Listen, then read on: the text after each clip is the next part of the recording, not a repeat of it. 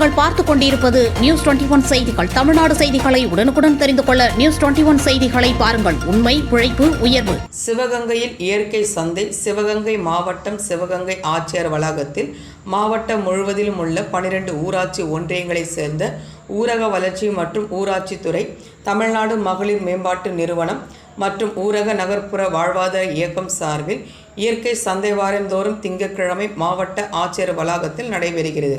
இதில் மகளிர் குழுக்களை சேர்ந்த பெண்கள் தங்கள் பகுதியில் விளைவிக்கக்கூடிய காய்கறிகள், கீரைகள், பழங்கள், சிறுதானியங்கள் மற்றும் கைவினைப் பொருட்களை ஆட்சியர் வளாகத்தின் முன்பு விற்பனைக்கு வைத்து விற்பனை செய்து வருகின்றனர். இதன் மூலம் இயற்கை விவசாயத்தை ஊக்குவிக்கும் வகையில் மகளிர் குழுக்கள் செயல்படுகின்றன.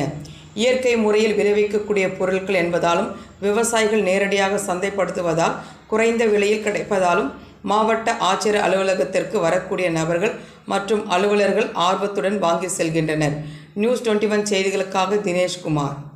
ஆதாரத்துக்கான ஒரு தொழில் பண்ணணும் அப்படின்னு எங்கள் நிலத்திலேயே இந்த கீரைகள் அதாவது கத்தரிக்காய், கீரை, வாழைக்காய், எலுமிச்சம்பழம், தேங்காய் இப்படி நிலத்தில் விளையக்கூடிய இதை கொண்டு வந்து நாங்கள் இங்கே சந்தை போட்டு வியாபாரம் பண்ணுறோம். மக்களுக்கு நேரடியான வியாபாரம்.